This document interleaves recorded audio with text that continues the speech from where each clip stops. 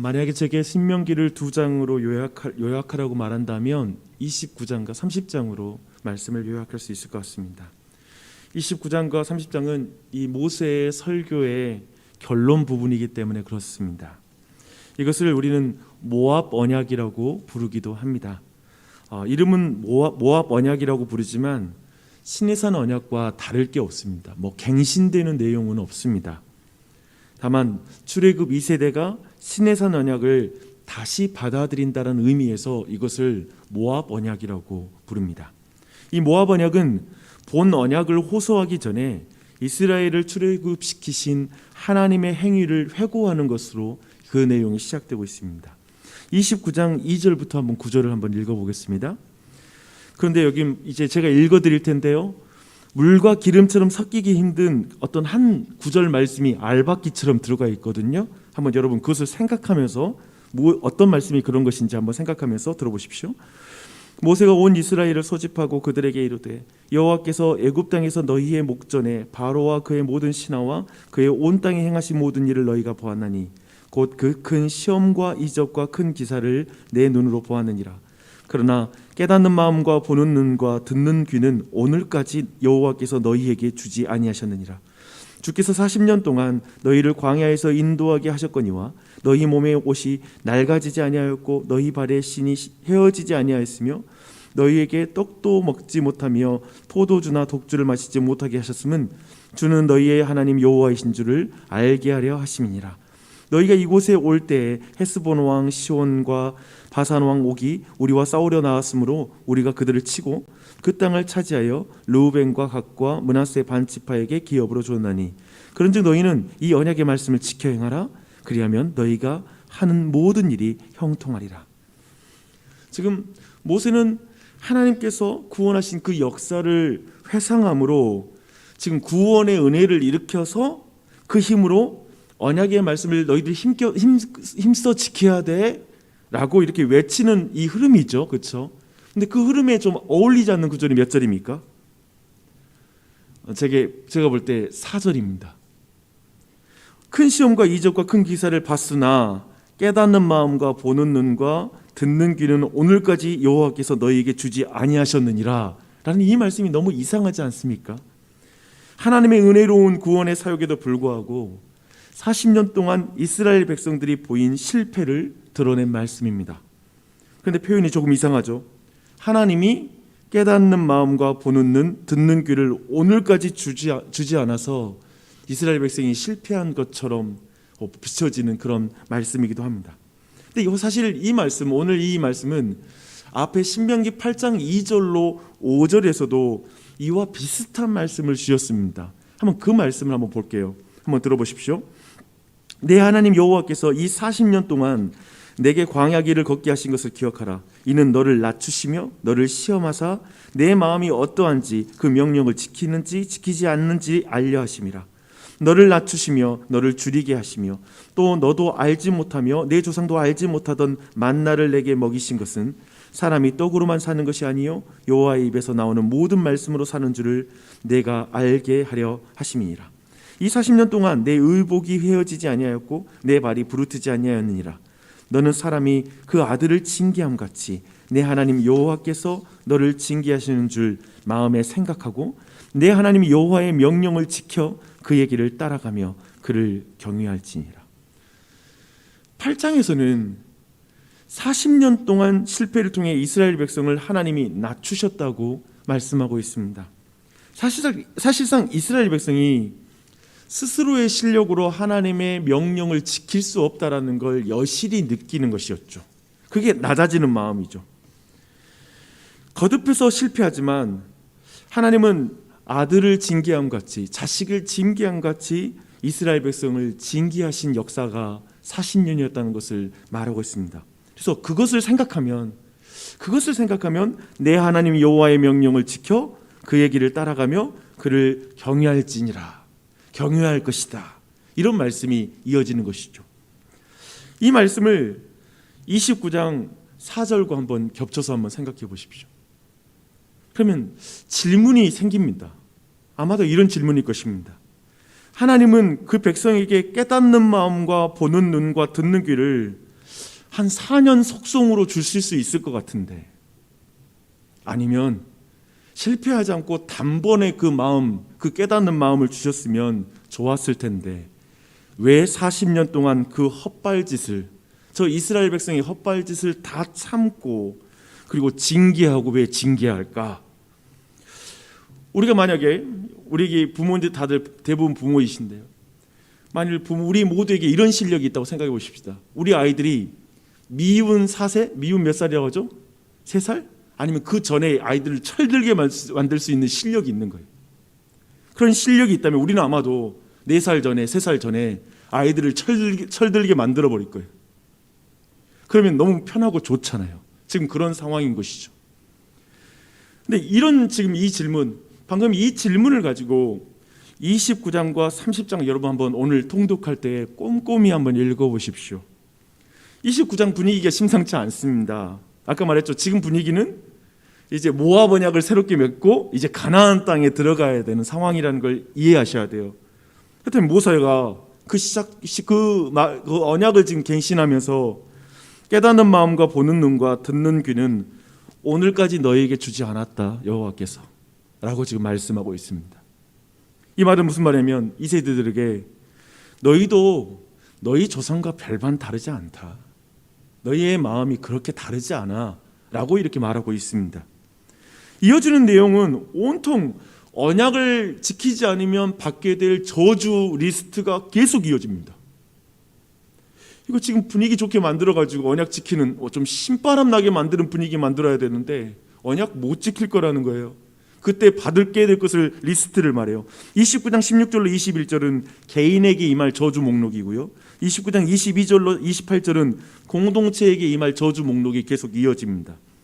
그런데 가나안 땅에 들어갈 2세대의 길을 죽이는 결정적인 말씀이 오늘 읽었던 30장 1절로 10절 말씀이 완전히 모든 분위기, 어쩌면 찬물을 끼얹는 말씀이에요.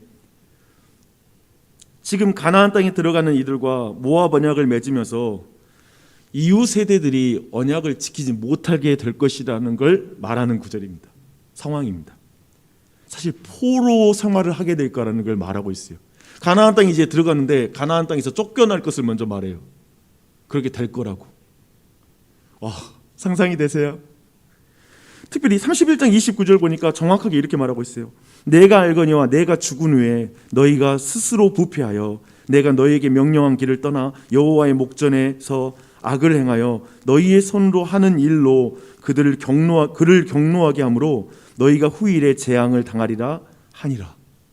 그렇죠? 분위기가 좀 이상해요. 저주의 결과로 이스라엘이 가나안 땅에서 쫓겨나 여러 나라 가운데 있을 것이라고 말씀하고 있습니다. 그런데 이어지는 내용이 굉장히 중요합니다. 그렇게 포로로 끌려갔을 때, 그리고 앞에서 나오는 모든 저주의 목록들이 이제 자기에게 임한 것을 깨달았을 때, 이 일, 곧 이 말씀을 마음에 기억이 나서 이제 하나님께로 돌아와 그 명령을 온전히 지킨다면 하나님께서 너의 속박을, 지금 너희의 마음을 돌이키실 것이다. 그리고 너희를 긍휼히 여기며 포로에서 돌아오게 하실 것이다 라는 약속을 주는 것입니다. 그래서 앞에서 나왔던 저주의 목록이 많았던 이유는 뭐냐면 나중에 너희들이 포로 생활할 때 우리가 말씀을 떠나서 이 자리에 있구나라는 걸 깨닫게 하기 위해, 실패는 전제되어 있고 지금 그 상황을 말하고 있는 것이죠. 쫓겨난 자들이 하늘가에 있을지라도요, 그때 돌이키면 하나님께서는 반드시 모으사 약속의 땅으로 돌아오게 하실 것이고 이전보다 더 번성하게 하실 거라고 약속하십니다. 여러분, 이 마음이 이해가 되십니까? 하나님의 마음 말입니다. 그런데 3절을 보니까요, 특별히 하나님이 그들을 돌아오게 하실 거라고 강조합니다. 그들의 마음을 돌이키게 할 거라고, 그들의 마음을 열어주실 것이라고 분명히 약속하십니다. 어떻게 그런 일을 하실까요? 6절에 보니까요, 하나님께서는 현재의 이스라엘과 미래의 이스라엘의 마음에 할례를 베푸실 거라고 말씀하고 있습니다. 마음의 할례를 베풀 것이라고 약속하고 있습니다. 그렇게 하심으로써 그들이 하나님을 사랑하며 생명을 얻게 하실 것이다 라는 것을 강조해서 말하고 있습니다. 여호와의 새로운 결정은 마음의 근본적인 변화입니다. 이스라엘 백성의 악한 성향 자체를 바꾸어서 언약을 따르는 삶이 가능하게 만드는 그 새로운 길을 여시겠다고 말씀하고 있습니다. 회복의 때 하나님께서는 이스라엘의 대적자들에게 저주를 내리실 것이고요. 또한 이스라엘은 하나님의 모든 명령을 지켜 순종할 것입니다. 우리는 이 일이 역사 가운데 어떻게 일어나는지 잘 알고 있습니다. 지난 주일에 우리는 루디아의 마음이 어떻게 변화되는지, 귀신 들린 소녀가 그리고 간수가 어떻게 변화되는지 보았습니다. 오직 하나님이 마음을 여세요. 오직 하나님이 마음의 할례를 베푸세요.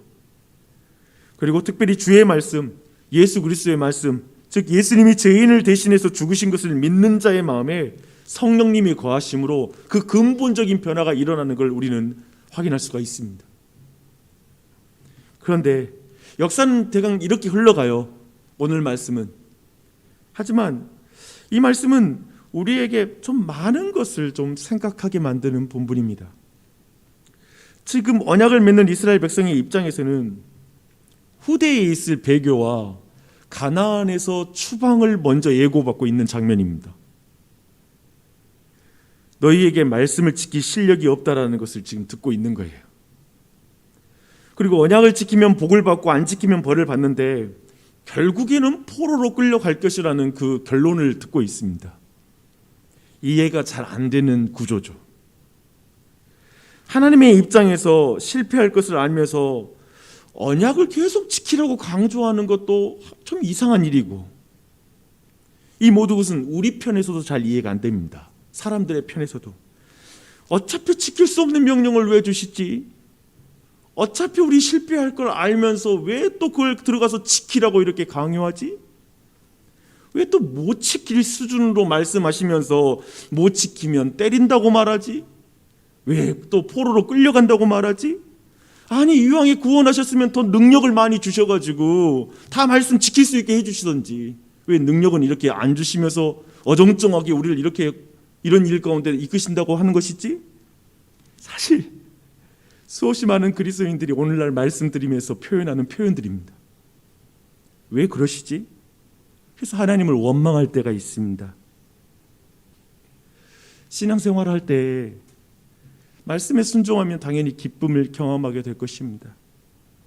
불순종하면 인생의 쓴맛을 봅니다. 근데 기억하십시오. 여러분 이 구도 안에 저는 너무 감격하는 부분은 뭐냐면 그 모든 게 신앙 안에 허락되어 있다는 것입니다. 이스라엘 백성이 말씀 듣고 가나안 땅에 들어가서 실패하겠죠. 또 순종할 때는 기쁨을 경험하겠죠. 그러나 결국에 포로로까지 끌려가겠죠.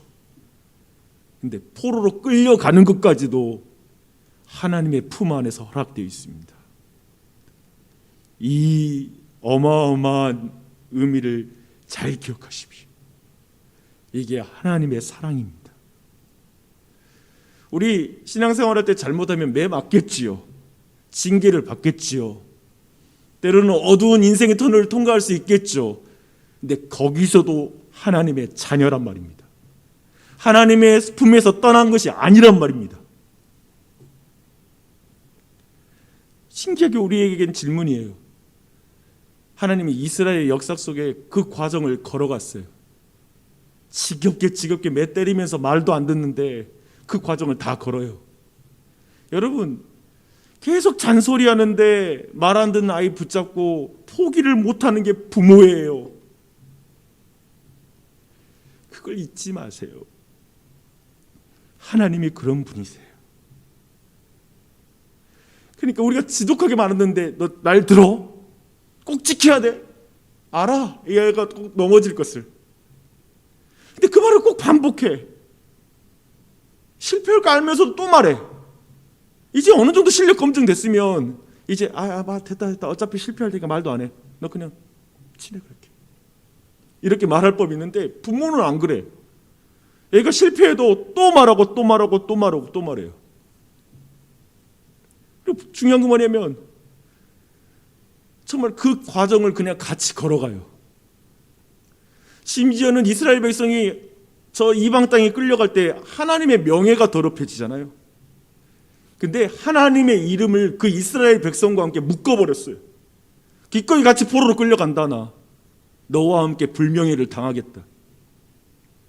이것이 바로 그리스도인으로 우리를 불렀다는 의미입니다. 하나님이 자신을 우리와 묶어버렸습니다.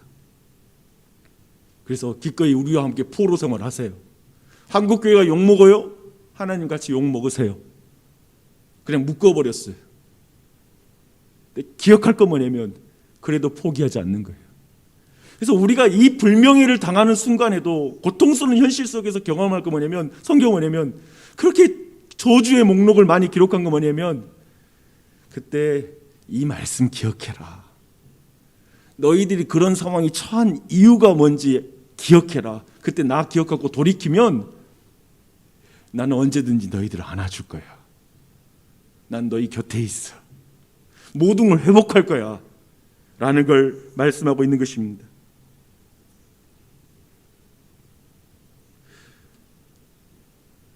우리의 인생이 어디로 돌이킵니까? 내 실력, 내 자신감으로 돌이키는 거 아닌 것 분명하죠. 우리가 하나님 손에 붙잡혀 있는 것입니다.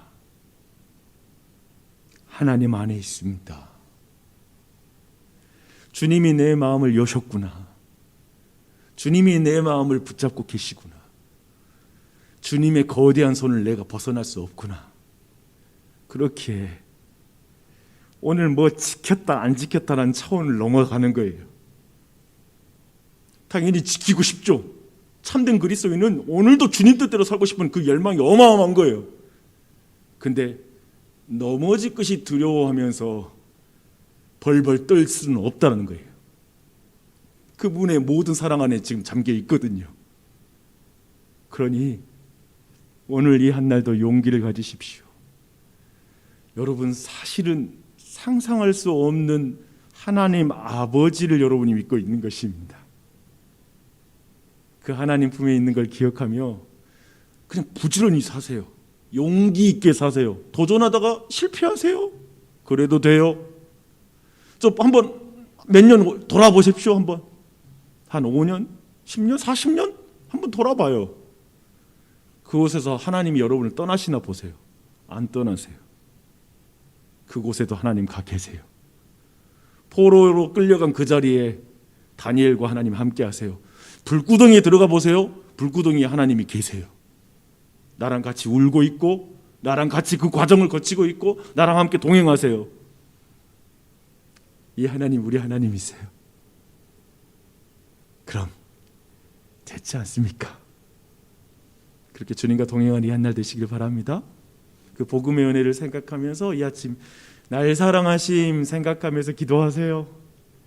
내가 뭘 막 기도해야 되지? 하나님께 깨우치고 하나님께 알려주는 기도 시간이 아니라 나 다 알고 계시지, 내 상황 다 알고 계시지, 날 사랑하시지 라는 걸 알고 기도하는 건 달라요. 그렇게 하나님께 간구하는 이 아침이 되시기 바랍니다. 기도하겠습니다.